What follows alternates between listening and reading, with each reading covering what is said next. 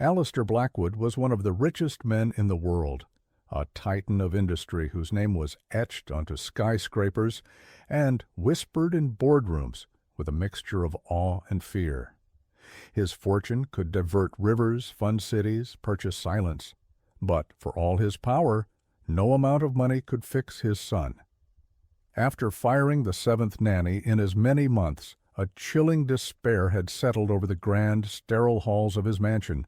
Each specialist, each highly credentialed caregiver had left defeated, whispering about the boy's condition as if it were a curse upon the house itself.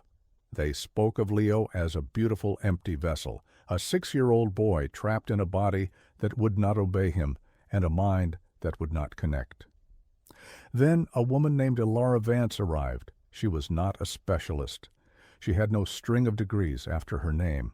She was a housekeeper recommended by a discreet agency, a quiet woman with a profound sadness in her eyes that mirrored the grief Alistair tried so hard to bury under mountains of work. He hired her out of sheer exhaustion, expecting nothing. He was about to give up entirely when a routine check of the security cameras one evening revealed a sight that broke him completely. Before we continue with this story, don't forget to subscribe to the channel and like the video. Oh, and don't forget to comment below where you're watching us from. We love to know that. The Blackwood estate was less a home and more a monument to loss. It was a sprawling contemporary masterpiece of glass and stone perched on a cliff overlooking the tempestuous gray ocean. Every surface was polished to a mirror shine, every room curated with minimalist art that seemed to absorb sound and warmth, leaving only a profound, echoing silence. It was the kind of silence that wasn't peaceful, but heavy, suffocating. It was the silence of a life suspended. Elara Vance felt it the moment she stepped through the towering front doors. It clung to her like the damp sea air. The head of staff, a severe woman named Mrs. Gable, gave her the tour with an air of grim resignation, her voice low as if in a library or a mausoleum. The rules were simple and absolute. Adhere to the schedule. Do not deviate from the dietary plan. Do not disturb Mistress Blackwood, and above all, follow the protocols for Master Leo to the letter. Leo's room was the heart of the mansion's cold stillness. It was more like a hospital suite than a child's bedroom. The air was filtered, the light was kept low and indirect, and the only toy in sight was a small, worn wooden horse clutched in the boy's limp hand. Leo himself lay propped against a bank of pillows on his bed, his gaze fixed on a point on the ceiling. His dark curls, so like his father's, framed a pale, angelic face that was utterly vacant. His breathing was shallow, even. The medical reports Elara had been required to read stated he was nonverbal, with extremely limited motor function and profound developmental regression following a tragic event 2 years prior. The official diagnosis was a complex tapestry of post-traumatic catatonia and an unspecified, severe neurological disorder. He was, for all intents and purposes, gone. Elara felt a familiar ache in her chest, a ghost of a pain she carried with her always. She had lost her younger brother to an illness that had stolen him piece by piece, and she recognized the sterile, hopeless atmosphere that adults created around a child they had given up on. But as she looked at Leo, truly looked, she saw something else. It wasn't in his eyes, which remained unfocused. It was in the tension of his small hand. The wooden horse, its paint worn smooth from years of contact, was held not loosely, but with a faint, persistent pressure. It was a grip that spoke of possession, of attachment. It was a tiny, flickering signal in a sea of static. Her duties were primarily housekeeping, but the agency had been clear. The role included assisting with Leo's basic care as the nurses came only at scheduled times. The nannies had all fled, unnerved by the boy's utter unresponsiveness. Elara was different. She wasn't trying to elicit a response. She was simply present. She cleaned his room with quiet efficiency, her movements fluid and calm. She spoke to him not in the high-pitched, pleading tone the previous caregivers had used, but in a low, steady murmur, narrating her actions. "I'm just going to open the curtains a little now, Leo. Let some of the morning in." Alistair Blackwood watched her on the security monitors from his office, a cavernous room that was his fortress against the grief that permeated the rest of the house. He saw her efficiency, her quietness. He approved. She was unobtrusive. She didn't try to engage him with sympathetic glances or whispered condolences. She was just there. A ghost tending to a ghost. It suited the hollowed-out life he was living. He had poured everything into his work since his wife, Liana, had died in the car accident that had, according to the doctors, shattered his son's mind. Work was logical. It had rules. It produced results. His son was a problem with no solution, a wound that would not heal. The inciting incident, the first crack in the foundation of Leo's diagnosis, came on Ilara's third day. She was dusting the large window in Leo's room. The morning sun, breaking through the coastal fog, sent a sharp, brilliant beam of light across the room, directly into Leo's face. The nurses were always careful to angle his bed away from direct light, citing potential overstimulation. But this was an accident. Ilara moved to draw the sheer curtain, but stopped. She watched Leo's face. There was no visible reaction at first, but then she saw it. A minute, almost imperceptible tightening at the corner of his left eye. Not a flinch, not a reflexive spasm, but a deliberate, controlled squint, as if trying to focus against the brightness. It was there for a second, then gone. Anyone else would have missed it. Mrs. Gable would have dismissed it. The doctors would have called it an involuntary nerve reaction. But Ilara had spent years watching for the smallest signs of life in her brother's fading eyes. She knew the difference between a reflex and an intention. This was an intention. It was the smallest, most fragile of clues, but it was a clue nonetheless. A thought, terrifying and hopeful, began to form in her mind. What if everyone was wrong? What if Leo wasn't gone? What if he was just trapped? That evening, as she prepared Leo for bed, she gently took his hand, the one not holding the horse. His skin was cool, his muscles slack. "That was a beautiful bit of sun this morning, wasn't it?" she whispered, not expecting an answer. "Perhaps we'll see it again tomorrow." In the crushing silence of the great house, she felt an unmistakable, fleeting pressure from his fingers against her palm. It was the beginning of her secret. Ilara did not rush. Hope was a fragile, dangerous thing, easily shattered. She understood that her position in the Blackwood household was as precarious as a ship in a storm. One wrong move, one accusation of overstepping her bounds, and she would be gone like the 7 nannies before her.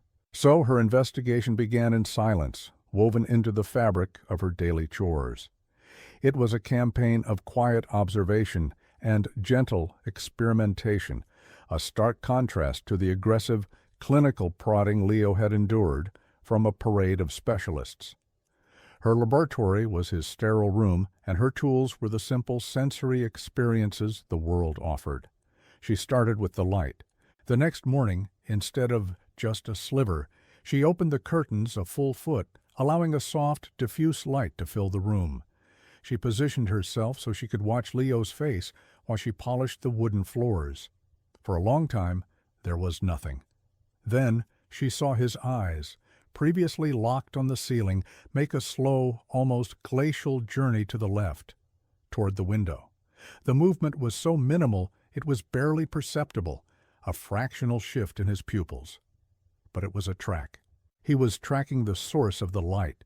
She jotted it down in a small plain notebook she kept hidden in the pocket of her apron. Day 4. Responded to increased ambient light.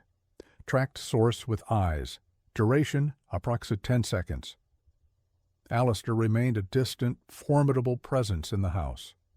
He left before dawn and returned long after sunset, a wraith moving between his car, his office, and his private wing. His grief was a fortress, and his work was the guard at the gate. He saw his son for precisely 15 minutes each evening. It was a ritual of pain. He would stand by Leo's bed, look down at the beautiful, unresponsive face of the boy, who was a living reminder of all he had lost, and feel the chasm of his failure widen. He would murmur a "good night, son," the words tasting like ash in his mouth, and then retreat. He noticed the wider curtains, the faint scent of lemon polish, and registered them as signs of Ilara's efficiency. He did not see the tiny shifts in his son's world because he had long ago stopped believing they were possible. Ilara moved on to sound. The house was unnaturally quiet, a vacuum sealed against the intrusion of life. The staff spoke in hushed tones, their shoes soft on the marble floors. Ilara began to hum. It was an old lullaby her mother used to sing to her and her brother. A simple, haunting melody. She hummed it while she folded Leo's laundry, while she wiped down his bedside table. At first there was no reaction, but after a few days she noticed a change in his breathing. When she hummed, the shallow metronomic rhythm of his breaths would deepen almost imperceptibly, just for a moment, as if he were unconsciously holding onto the sound. Day 7 auditory stimulus lullaby. Change in respiration pattern noted. Breathing deepens for 2-3 cycles. Her next experiment involved touch. The protocols dictated that Leo's skin be kept clean and moisturized with hypoallergenic scent-free lotions. Everything he touched was smooth, sterile cotton. Ilara, remembering how her brother had delighted in different textures, began to introduce new sensations in tiny, fleeting ways. One afternoon she brought a single velvety rose petal from the neglected greenhouse that baked in the sun at the back of the property. She gently brushed it against the back of Leo's hand. His fingers, which were usually curled loosely, twitched. It was a small spasm, but it was a direct response to a specific stimulus. A few days later, she used a slightly rougher linen cloth to wipe his hands instead of the usual soft cotton. Again, a flicker of movement, a brief tensing in his forearm. The wooden horse remained his constant companion. Ilara observed that the horse was more than a toy. It was an anchor. When a door slammed somewhere in the house, a rare jarring noise, Leo's grip on the horse would tighten for several minutes. When the nurses came to perform his physical therapy, a session of passive stretching that he seemed to endure, with complete detachment, the horse would be white-knuckled in his small hand. It was his only method of communication, a barometer of his internal state. She began to use it. She would gently move the horse from his left hand to his right. She would place it on his chest, and she noticed that his eyes would follow it. His gaze, once so vacant, would now briefly connect with this one object, his only possession in a world that had been stolen from him. From his office, Alistair saw only the surface. He reviewed the security footage out of a grim sense of duty. He saw the new housekeeper cleaning, humming, tending to his son. He felt a flicker of something uncomfortable. There was a gentleness in her movements that felt like an accusation against his own sterile grief. He saw her touch his son's hand, brush his hair from his forehead. These were gestures of intimacy, of hope, and he had no room for hope. Hope was the precursor to devastation. He had learned that lesson in the sterile white halls of the hospital 2 years ago. Dr. Croft, the family physician who had been a rock through the entire ordeal, had been clear. We have to accept what is, Alistair. Leo is safe. He is not in pain, but the boy you knew, he is not coming back. Accepting this was an act of survival. This quiet woman, with her humming and her gentle touches, was a threat to that survival. He resolved to watch her more closely, not out of hope, but out of suspicion. He could not endure another disappointment. Ilara, unaware of the scrutiny, felt she was on the cusp of something. The evidence was mounting in her little notebook, a secret testament to the boy trapped inside the shell. She knew she needed something more, something undeniable, a signal flare that someone else might see. The small reactions were enough for her, but they would be dismissed as anomalies by a world that had already written Leo off. She needed a breakthrough. She felt it was close. She could feel the life in him, a tiny spark she was carefully, patiently fanning, praying it would catch light. The stage was being set for a confrontation between a father's hardened despair and a caregiver's defiant hope, with a little boy's future hanging in the balance. The conservatory had been Liana's sanctuary. Now it was a ghost of what it once was, a glass cathedral of neglect. Dust motes danced in the shafts of weary sunlight, coating the leaves of desiccated ferns and forgotten orchids. It was here, amidst the decay of his late wife's passion, that Ilara decided to stage her most significant experiment. She had begun spending an hour each day in the glass room, painstakingly cleaning the panes, watering the few surviving plants, and coaxing life back into the soil. She started bringing Leo with her, wheeling him into the warm, humid air. The change in environment seemed to soothe him. The subtle tension in his limbs would ease, and his breathing would deepen. Today was different. A storm was rolling in off the ocean, and the light in the conservatory was a strange, ethereal silver. Ilara had been humming her lullaby, the melody a constant, reassuring presence in their silent world. She placed Leo's wheelchair near a resurrected jasmine vine, its tiny white flowers perfuming the air. She spoke to him in her usual low murmur, telling him about the flowers, about the coming rain. Then she took the small wooden horse from his lap. His fingers twitched at the loss. Instead of giving it back, she placed it on a low stone bench just beyond his reach, a few inches from his right hand.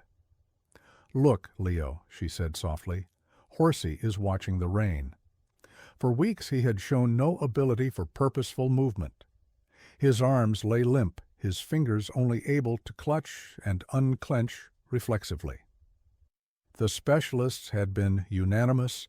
The neural pathways for voluntary motor control were severely compromised. Ilara waited. The first fat drops of rain began to spatter against the glass roof, a gentle drumming that filled the silence. She hummed, her eyes fixed on his hand. Nothing.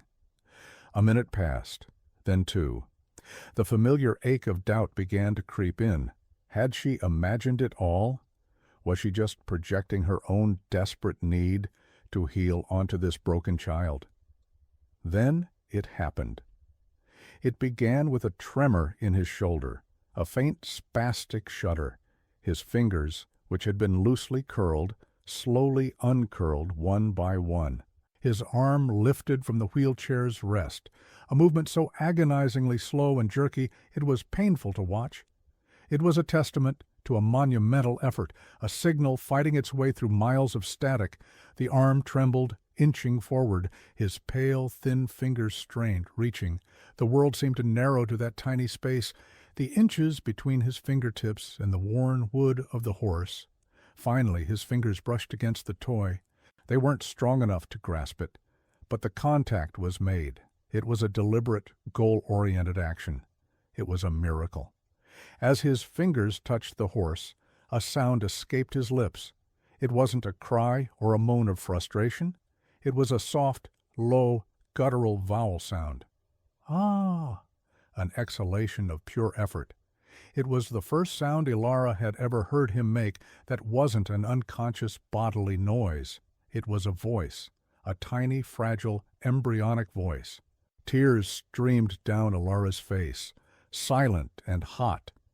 She didn't make a sound, not wanting to break the spell. She felt a surge of triumphant, vindicating joy, so powerful it almost buckled her knees. It was real. He was in there. He was fighting. She had known it. She had felt it.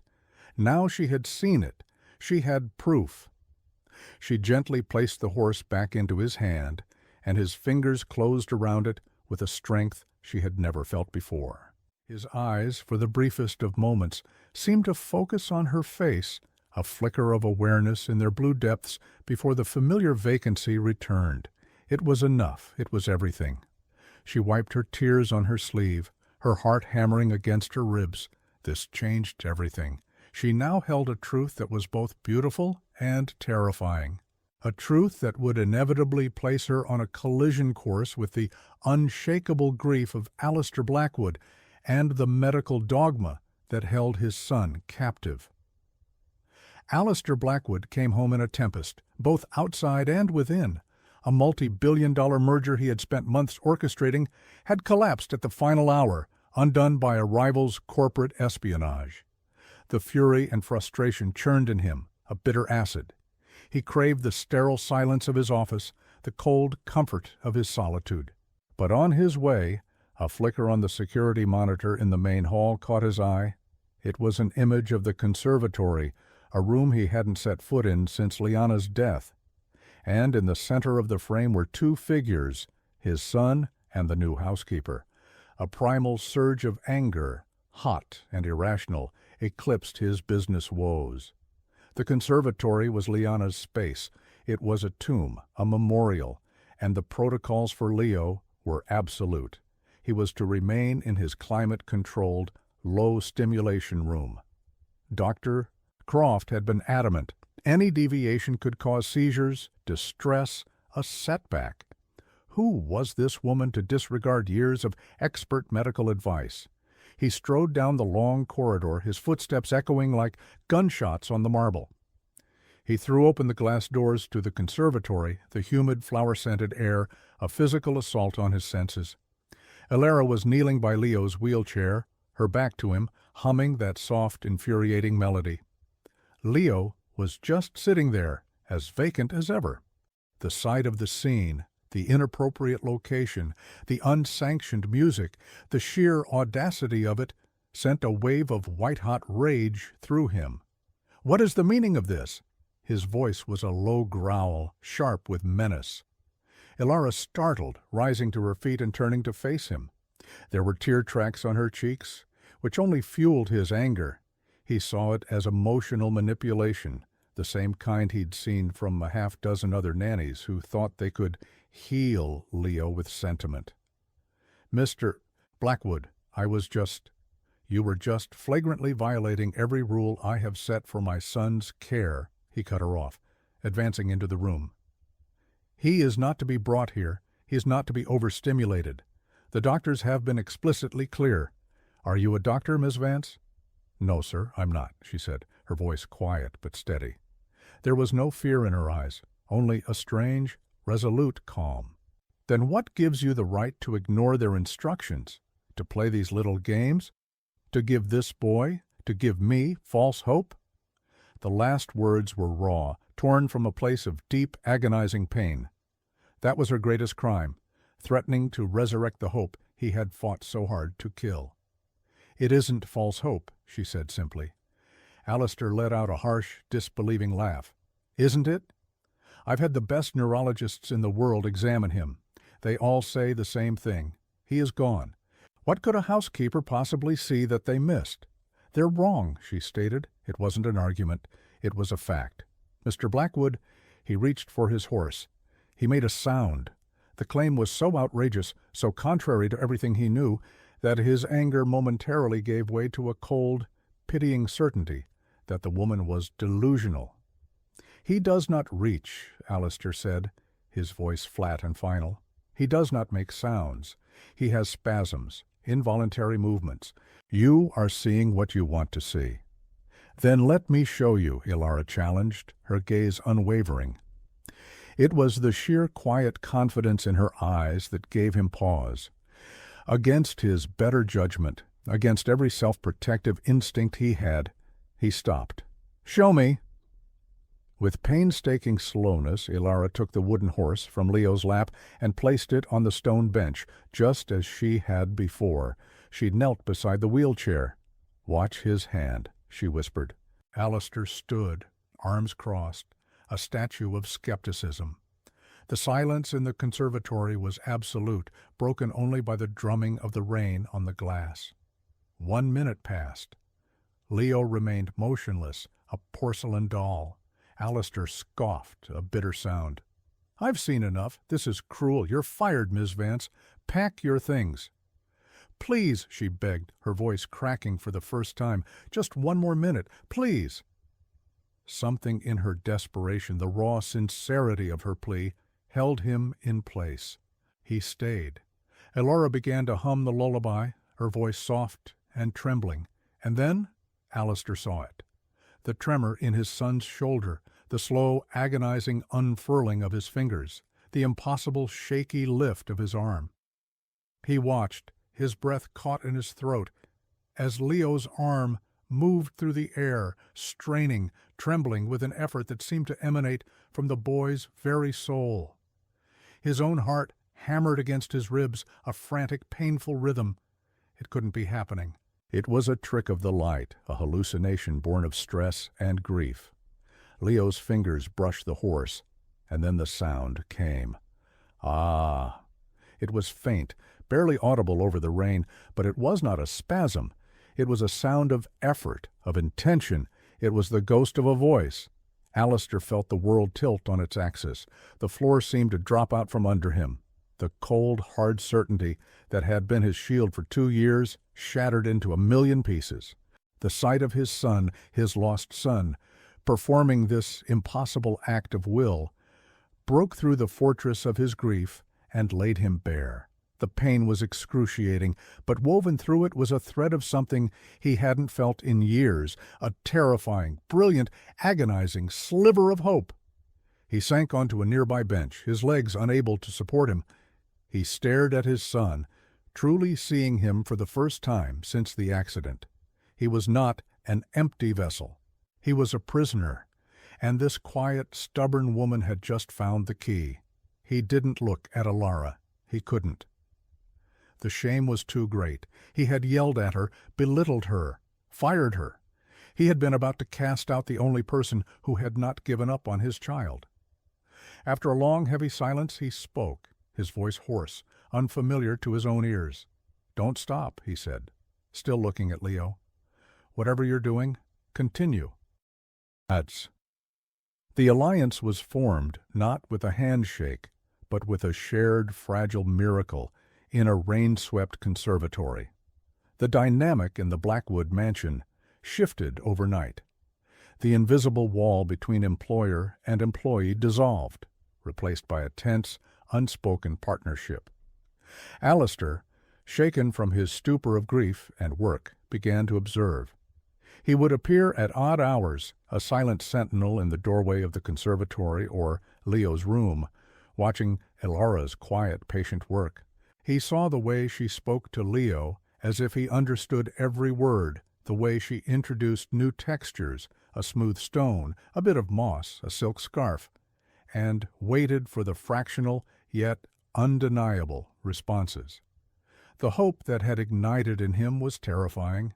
It made him vulnerable in a way he hadn't been in years, but it was also a powerful, motivating force. The question that had begun to burn in his mind was no longer if Leo could be reached, but why he had been lost in the first place. "I need to understand," he said to Elora one evening. They were in his cavernous office, a space she had never expected to enter. The security monitors were off. "I need to know what happened to him. The doctor said, they said the trauma of the accident caused a full-scale regression, a mental break he couldn't come back from." "Maybe they were wrong about the cause," Elora suggested softly, her hands clasped in her lap. She was perched nervously on the edge of a leather chair that was worth more than her car. "Dr. Croft has been my family's physician for 30 years, Alistair countered, the old loyalty dying hard. "He was with us through everything. He saved Leo's life at the hospital." "People can be wrong, even with the best intentions," Elora said, choosing her words carefully. Alistair looked at her, at the quiet intelligence in her eyes. "I need facts, evidence. I can't operate on maybes." He stood and walked to a locked filing cabinet. He hesitated for a moment, then opened it. "My wife, Liana, she kept meticulous records of everything. Her study has been locked since she died. I think it's time we opened it." Liana's study was a time capsule. Unlike the rest of the house, it was warm and vibrant. Books overflowed from shelves, sketches were pinned to a corkboard, and a faint scent of her perfume still clung to the air. For Alistair, entering the room was like pressing on a fresh bruise. For Ilara, it was like meeting the woman whose absence had defined the house. Together they began the painstaking process of sifting through a life cut short. They were an unlikely pair, the billionaire in his bespoke suit and the housekeeper in her simple uniform, united by a single, desperate purpose. They found Leo's medical file first. It was thick, dense with clinical language and test results that meant little to them. But Ilara, with her focus on the small details, noticed a pattern. She pointed to a page of medication logs. "Look here," she said, her finger tracing a line. "This is his primary sedative. Dr. Croft prescribed it right after the accident." "To manage agitation," Alistair recalled. "He was having terrible night terrors." "The dosage," Ilara continued, her voice low. "For the first 6 months it's stable, but then right here it doubles. And then 6 months after that it increases again. His weight didn't change that much in those periods. Why would the dosage keep going up?" Alistair had no answer. It was the first concrete inconsistency, a loose thread in the tightly woven narrative he had been told. The next discovery was more painful. Alistair found a box of old digital tapes for a camcorder. He hooked it up to a monitor in the study, and suddenly the room was filled with ghosts. There was Liana laughing, her face radiant as she held a giggling, chubby baby. And there was Leo, a different Leo, a boy who crawled, who babbled, who reached for his mother's face with clumsy, happy hands. He was a vibrant, healthy child. Alistair watched, his face a mask of stone, but Ilara could see the muscle jumping in his jaw. He was watching his son as he was meant to be. The contrast between the boy on the screen and the silent child in the room down the hall was a physical blow. "This was a month before the accident," Alistair said, his voice thick with emotion. "He was fine. He was perfect." He fast-forwarded through other videos, a montage of a happy life. Then he stopped on the last one. It was dated 2 days before Liana's death. Leo was sitting on the floor, looking lethargic. He seemed subdued. Liana's voice from behind the camera was laced with a subtle worry. "Leo, baby, are you feeling sleepy? Dr. Croft gave you that new medicine today. Maybe it's a little too strong?" The air in the room grew cold. The thread Ilara had found was now attached to something heavy. The final piece of the puzzle, the key that would unlock the entire mystery, was in Liana's journal. It was a beautiful, leather-bound book, its pages filled with her elegant script. Alistair read the last entries aloud, his voice trembling. She wrote about Leo's listlessness, his lack of appetite. She wrote about her conversations with Dr. Croft. October 12th, Alistair read, "Spoke with David Croft again. He insists Leo needs the stronger sedative to manage his anxiety. I don't see anxiety. I see a fog. He seems so distant, so sleepy after his visits. David was very dismissive of my concerns, said I was being an over-anxious mother. He's known me my whole life, but he spoke to me like a child." Ilara held her breath. Alistair flipped to the final page, dated the day before she died. October 14th. "I've made a decision. I don't trust David's judgment on this anymore. Leo seems to be getting worse, not better. I made an appointment for a second opinion with a specialist at Children's Hospital for next week. I haven't told David. I don't want another lecture. I just have this terrible feeling that something is wrong. My beautiful, bright boy seems to be fading away." Alistair finished reading, and the journal fell from his hands. The silence that followed was profound, filled with the weight of a 2-year-old truth that had been buried with his wife. Liana had known. She had seen it. She had been on the verge of uncovering it when she died. And in the vacuum of her death, in the fog of Alistair's own grief, Dr. Croft's narrative had become the only truth. The sedative, the fog, the fading boy. It wasn't the accident that had taken Leo. It was the treatment. The revelation in Liana's study landed with the force of an explosion, shattering the world Alistair had constructed around his grief. The pieces rearranged themselves into a new, horrifying mosaic. Leo wasn't sick. He had been systematically sedated into a state mimicking a catastrophic neurological disorder. Dr. Croft wasn't a savior. He was the architect of his son's prison. The fog Liana had written about had not been in Leo's mind, but in a syringe. The sheer scale of the deception perpetrated by a man he had trusted implicitly, a man who had held his hand at his wife's funeral, was nauseating. Rage, cold and pure, replaced Alistair's sorrow. For the first time in 2 years he was not a grieving husband, but a man of action, the titan of industry his rivals feared. He was a father with a singular, burning purpose, to unmask the man who had stolen his son and to bring his boy back into the light. "We need proof," he said to Alara, his voice dangerously quiet. The air in the study crackled with his contained fury. "Her journal is a start, but it's the word of a dead woman against a respected physician. He'll call her a hysterical mother. He'll call me a grieving, unstable father. We need something irrefutable." His mind, once clouded by despair, was now razor-sharp. He picked up his phone and made 2 calls.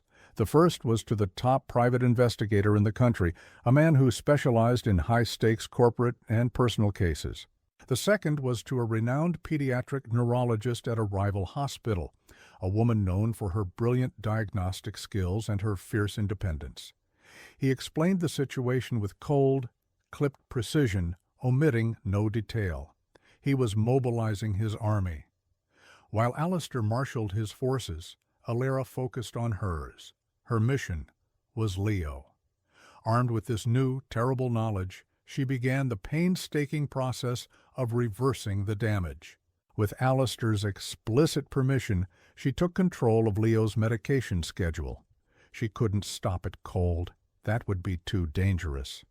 But she began, under the remote guidance of the new neurologist, to subtly reduce the dosage of the primary sedative, shaving off a fraction of a milligram each day. The results were almost immediate and profound. Within a week, a distinct clarity began to emerge in Leo's eyes.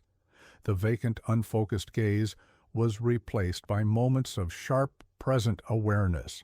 He would look at Alara, truly look at her, for seconds at a time. The fog was beginning to lift. His motor skills also showed subtle improvement. The tremor in his movements lessened. He was able to hold his wooden horse with a firmer, more confident grip. Meanwhile, Alistair's investigator was unearthing a disturbing pattern in Dr. Croft's professional life.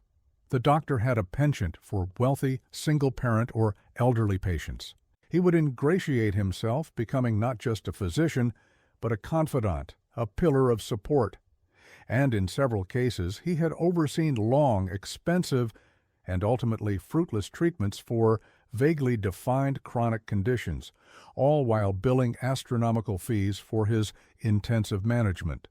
He was a predator who cloaked himself in the sacred trust of the medical profession. The final damning piece of evidence came from Alistair's new medical team. He arranged for a routine blood draw at the house by a nurse from the new neurologist's office, ostensibly to check Leo's levels. The sample was rushed to an independent lab. The analysis came back that evening. The levels of the neurosuppressant sedative in Leo's blood were, as the neurologist termed it, pharmacologically catastrophic. They were high enough to induce a stupor in a full-grown man, let alone a 40-pound child. At this concentration, maintained over 2 years, the drug would perfectly mimic the symptoms of a severe, degenerative neurological condition, effectively imprisoning the child in his own body. There it was, the irrefutable proof. Alistair held the lab report in his hand, the black and white numbers a testament to a crime almost too monstrous to comprehend. The motive was now chillingly clear. With Liana gone and Alistair distracted by grief, Dr. Croft had made himself the sole gatekeeper to Leo's health. He created a catastrophically ill patient who required his unique round-the-clock expertise. He had immense power over the Blackwood household and a golden goose that billed millions in fraudulent, specialized care fees. He hadn't just betrayed a family. He had built an empire on a child's stolen life. The confrontation was imminent. Alistair, filled with a righteous, icy rage, wanted to call Croft to have him arrested immediately. But Elara urged caution. "He's cornered," she said, her quiet voice a steadying influence. "A cornered animal is the most dangerous. Think about Leo. We have to handle this in a way that protects him." She was right. A public scandal, a messy arrest. It would all create chaos that could harm Leo's fragile recovery. They needed to be strategic. The plan was set. Alistair would convene an emergency consultation at the mansion with Dr. Croft and the new neurologist under the guise of discussing a new experimental therapy. He would confront him in a controlled environment, but they underestimated the cunning of the man they were dealing with. They had discovered his secret, but he was about to discover theirs. Dr. David Croft was not a man accustomed to being questioned. For 30 years, he had cultivated an aura of unimpeachable authority, his calm demeanor and sympathetic bedside manner a shield for the rot within. When Alistair Blackwood called to request an urgent meeting, Croft felt a prickle of unease. The billionaire's tone was different, no longer laced with the familiar despair, but with a cold, hard edge. He agreed to the consultation, but his senses were on high alert. He made a call of his own to a nurse at the mansion he kept on his private payroll, a woman who fed him information for a generous bonus. Her report was alarming. The new housekeeper was spending hours with the boy, weaning him off his medication.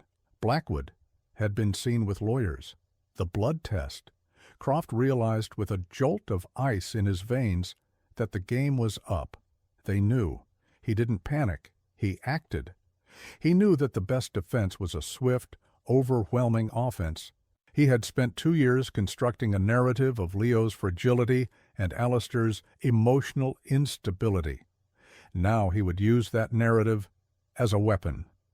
Before Alistair could spring his trap, Croft launched a preemptive strike. The attack came without warning.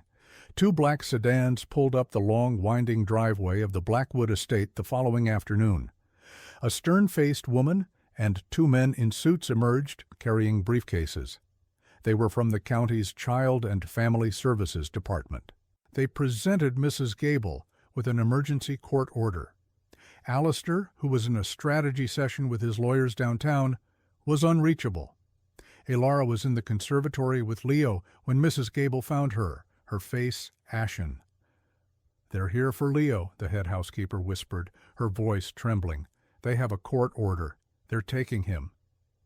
Elara's blood ran cold. She stood protectively in front of Leo's wheelchair as the officials entered the glass room. The lead woman, Ms. Albright, addressed her with cold professionalism. "We have an emergency order to place Leo Blackwood in protective medical custody. We have received a credible report from his primary physician, Dr. Croft, alleging medical negligence and an unstable home environment." "That's a lie," Elara said, her voice shaking but firm. "His father is fighting for him. Dr. Croft is the one who has been hurting him." Ms. Albright's expression was unmoved. "Dr. Croft has also filed a report against you, Ms. Vance. He alleges that you, an unqualified domestic employee, have been tampering with a child's life-sustaining medication, causing him severe distress. We have a doctor's word against a housekeeper's. Now please, step aside." The horror of the situation crashed down on Elara. Croft had twisted everything. He had painted her attempts to heal Leo as abuse, and Alistair's fight for his son as the ravings of an unstable parent. He had used his medical authority as an unassailable weapon. The scene was a nightmare.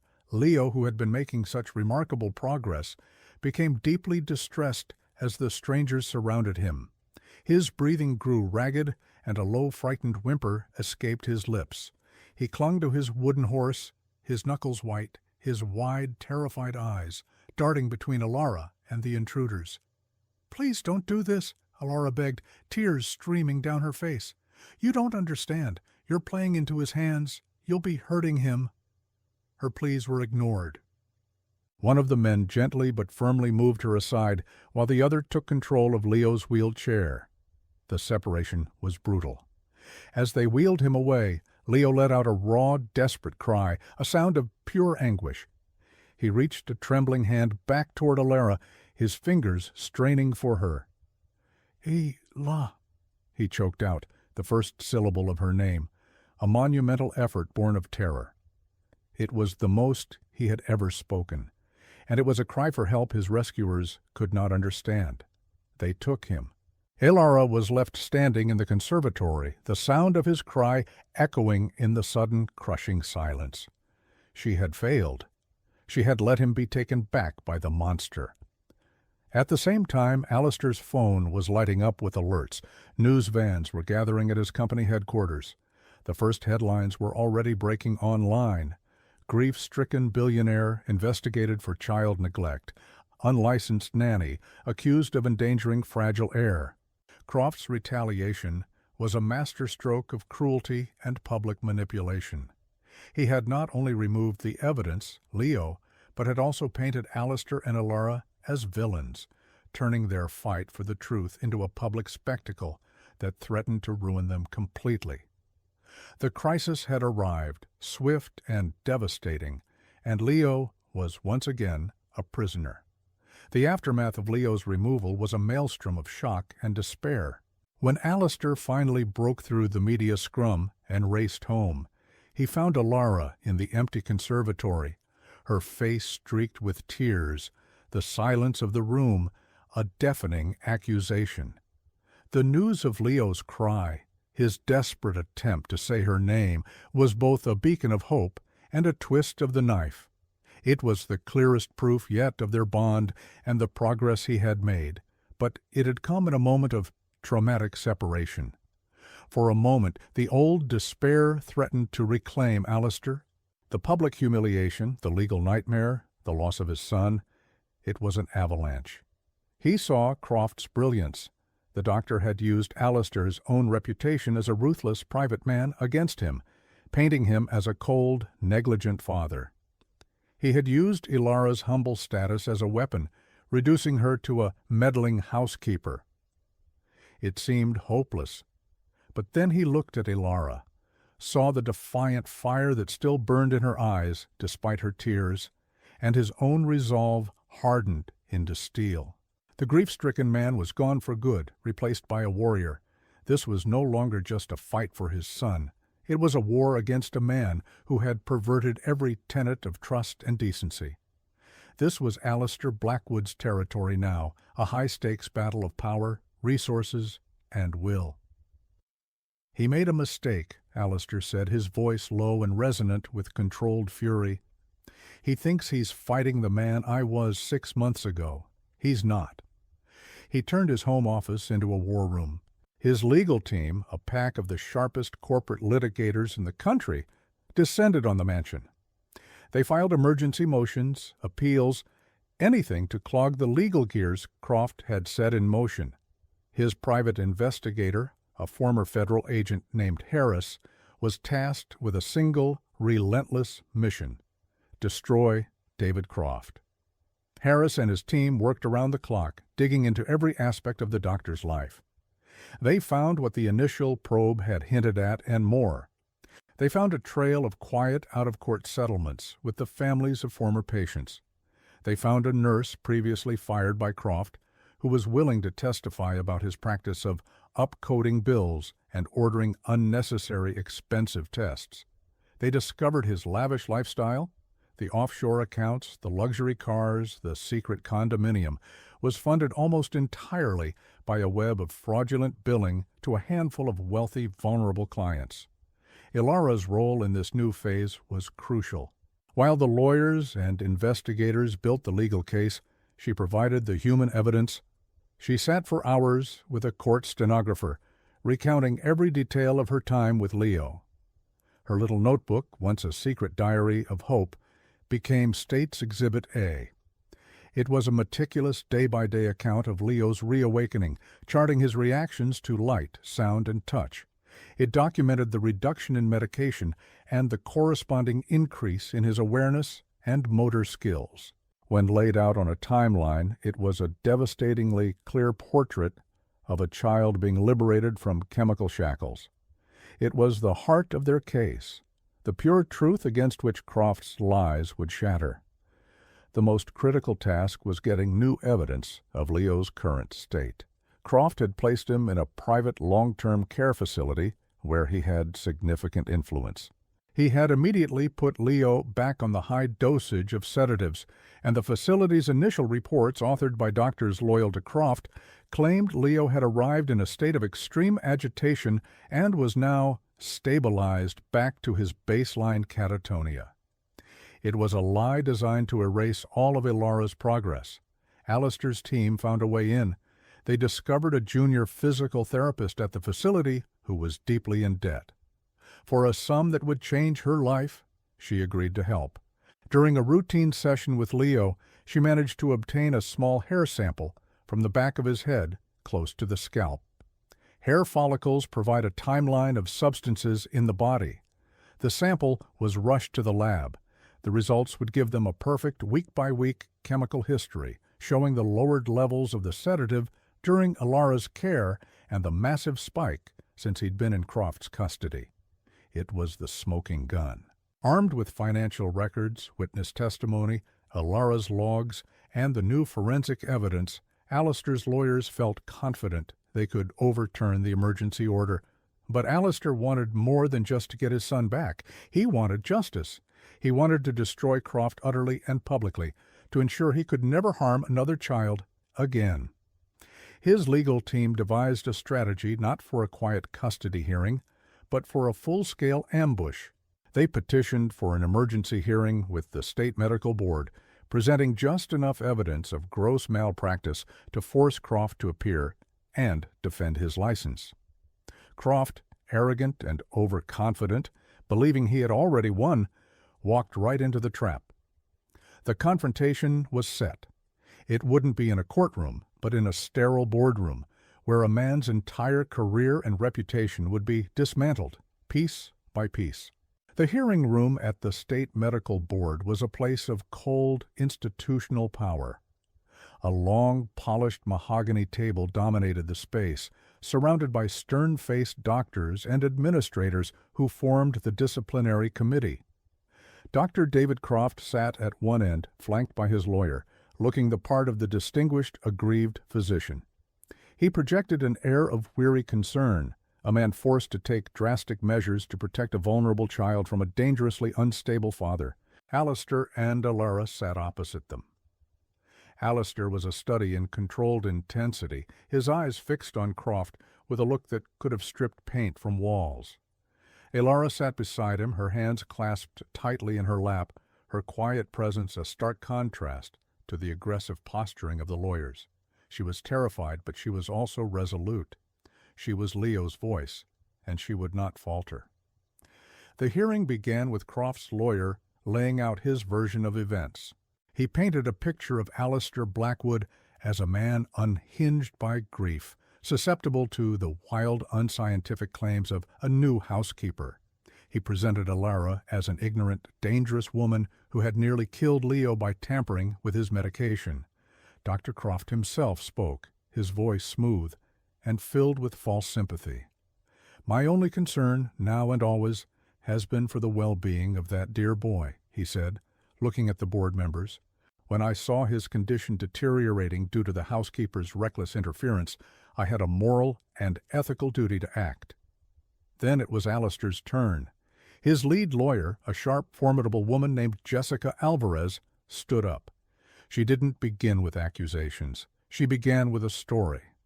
"We're here today because of a mother's love," she started, her voice filling the quiet room. She proceeded to read the final entries from Leanna Blackwood's journal. The words about the fog, her son fading away, her fears about Dr. Croft, and her decision to seek a second opinion hung in the air, a posthumous accusation that stunned the room into silence.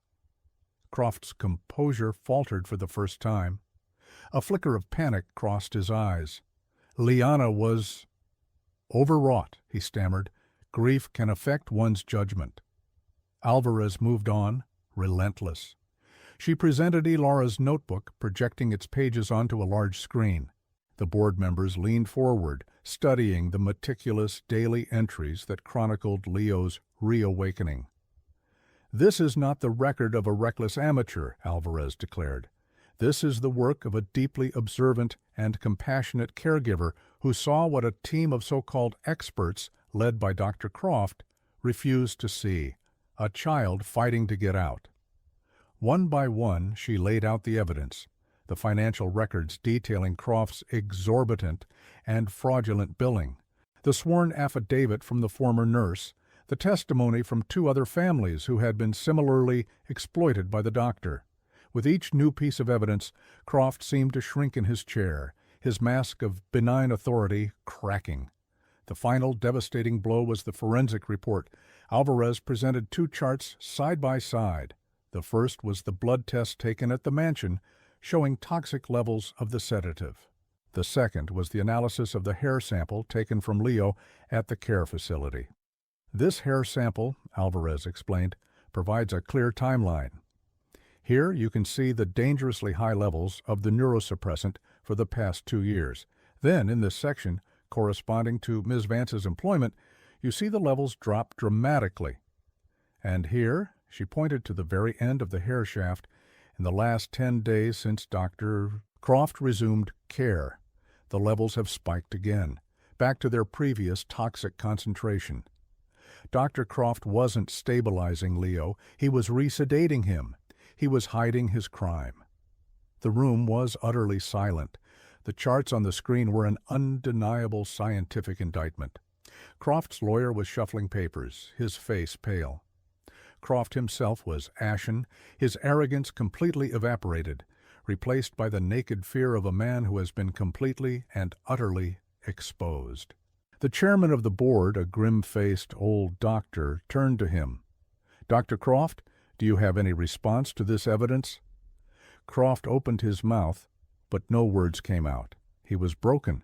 The board's decision was swift and unanimous.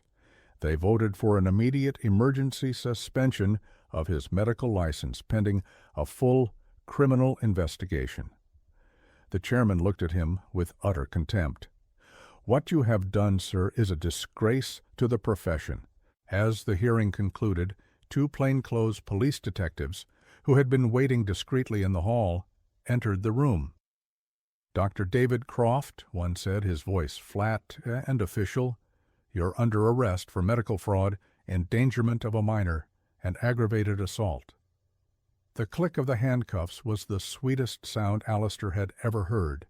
It was the sound of justice. It was the sound of his son's prison doors swinging open. With the emergency custody order immediately nullified, Alistair and Elara left the hearing room and went directly to the care facility. There was no one left to stop them. They walked down the sterile corridor to Leo's room. He was lying in bed, pale and listless, the familiar fog back in his eyes. But when he saw Elora walk through the door, a light flickered deep within them. She knelt by his bed and began to hum their lullaby. Alistair watched, his heart in his throat. Leo's eyes focused on her face. A tiny, trembling hand reached out from under the blanket. "Ela," he whispered, the name clearer this time, a perfect, beautiful sound. Elara took his hand, tears of joy streaming down her face. "I'm here, Leo," she whispered back. "I'm here. We're going home." It was not just a reunion. It was a resurrection. 1 year later, the Blackwood estate was unrecognizable. The crushing silence had been replaced by the sound of a child's laughter, a sound more precious to Alistair than all the gold in his vaults. Sunlight streamed through windows that were always open, illuminating rooms filled not with minimalist art, but with colorful building blocks, picture books, and a well-loved tricycle. The sterile, cold mansion had been transformed into a warm, vibrant home. The heart of this transformation was the conservatory. Once a monument to decay, it was now a lush, thriving jungle, a riot of flowers and greenery where Leo spent hours playing, his favorite spot in the whole world. Leo himself was the greatest transformation of all. The boy who had been a prisoner in his own body was now a vibrant, curious 7-year-old. The sedatives had been carefully and completely purged from his system. Months of intensive physical and speech therapy had worked wonders. He walked with a slight limp, a lingering ghost of the muscular atrophy he had suffered. But he ran with a joyful, determined abandon.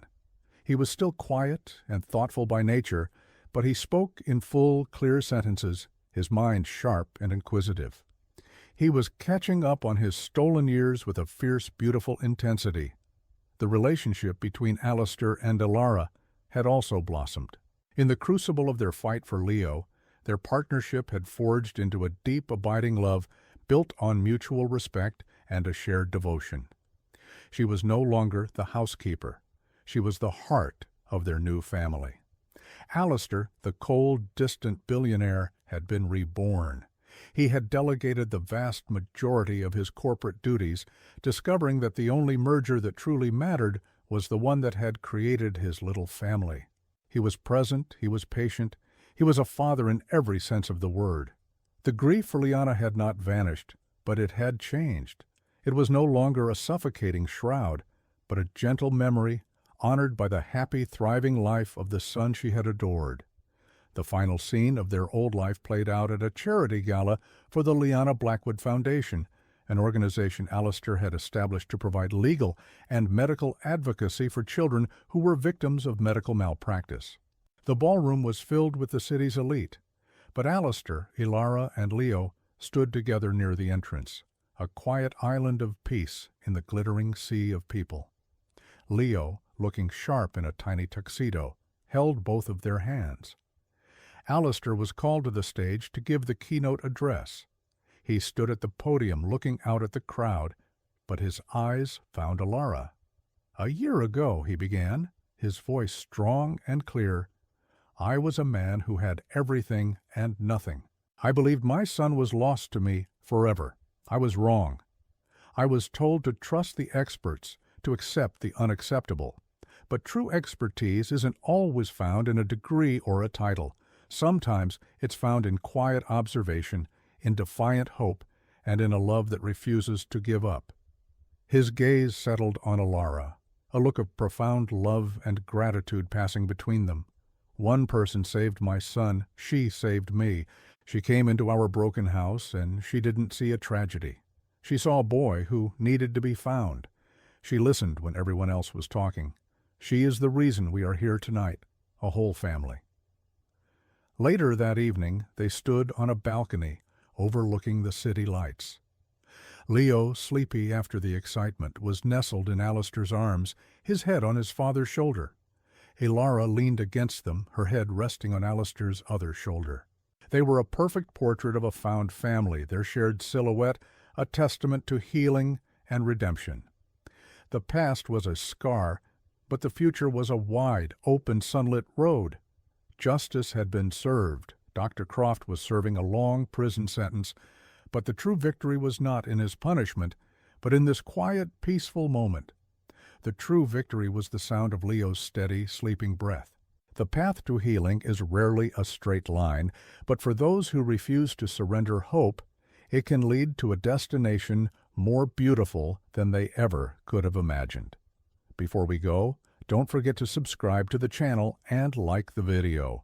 And of course, comment below to let us know where you're watching from. We love hearing from you.